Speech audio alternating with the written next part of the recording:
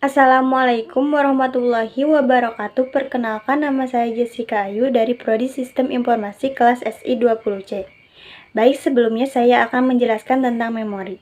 Memori merupakan bagian dari komputer yang berfungsi sebagai tempat atau penyimpanan informasi yang harus diatur dan dijaga sebaik-baiknya. Memori biasanya disebut juga dengan istilah komputer storage, komputer memori, atau memori merupakan piranti komputer yang digunakan sebagai media penyimpanan data dan informasi saat menggunakan komputer. Memori merupakan bagian yang paling penting dalam komputer modern dan letaknya di dalam CPU atau Central Processing Unit. Selanjutnya, konsep memori. Memori dikenal oleh masyarakat umum sebagai ingatan. Banyak ahli yang telah memberikan definisi memori. Berikut ini beberapa definisi memori menurut para ahli. Salah satunya menurut Slameto 2010. Ingatan adalah penarikan kembali informasi yang pernah diperoleh sebelumnya.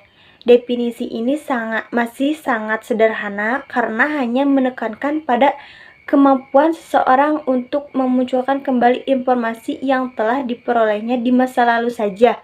Dengan kata lain, ingatan adalah memunculkan kembali pengalaman di masa lalu itu.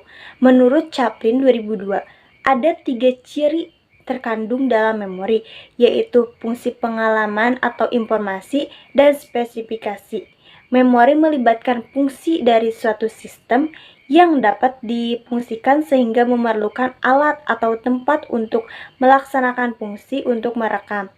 Memori merupakan suatu proses kerja yang melibatkan alat-alat atau tempat untuk menerima, menyimpan, dan mengingat kembali informasi-informasi yang memiliki kekhususan.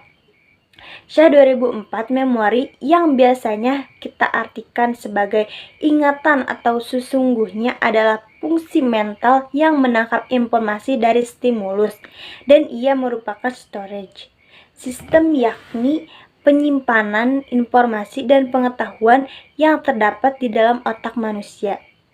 Di sini, memori merupakan sistem kerja manusia untuk menangkap dan menyimpan pengetahuan. Sekarang tentang pengalaman masa lampau. Menurut Pauji 2004, memori dalam pengertian ini lebih menekankan pada kemampuan kognitif seseorang, yaitu kemampuan untuk menyebutkan atau menghafal sesuatu kegiatan yang pernah dilakukan pada masa lalunya. Memori ialah proses mental yang meliputi pengkodean, penyimpanan, dan pemanggilan kembali informasi dan pengetahuan yang semuanya terpusat dalam otak. Purno dalam Syah 2004, semua aktivitas memori berpusat di otak dan 3 kegiatan dalam memori, yaitu pengkodean, penyimpanan, pemanggilan kembali. Menurut Surya Brata 2010, definisi ini sama dengan definisi dari Purno. Hanya saja terdapat perbedaan pada tahap ketiganya. Jadi, memori adalah keseluruhan proses fungsi mental yang berpusat di otak untuk memunculkan kembali pengetahuan tertentu tentang pengalaman masa lalu, melalui tahapan penangkapan atau menerima, memberi kode, menyimpan, memproduksi, dan memanggil atau memunculkan kembali. Struktur memori. Syah 2004. Struktur sistem akal manusia terdiri atas 3 subsistem, yakni sensory, register, short-term memory, dan long-term memory. Menurut Hadijah 2011, sistem memori manusia tersusun dari 3 komponen storage atau penyimpanan informasi, yaitu stimulus dari lingkungan terlebih dahulu melalui sensory storage, lalu melewati short-term memory, dan pada akhirnya berakhir dalam long-term memory. Informasi yang diterima dapat disimpan untuk beberapa saat saja, beberapa waktu, jangka waktu yang tidak terbatas. Menurut Slameto 2010, ketiga ahli tersebut mempunyai kesamaan pandangan tentang struktur memori, bahwa struktur memori terdiri dari 3 bagian, yaitu sensory, storage, short-term memory, dan long-term memory. Baik, cukup sekian presentasi dari saya.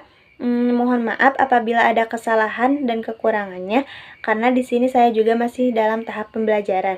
Wassalamualaikum warahmatullahi wabarakatuh.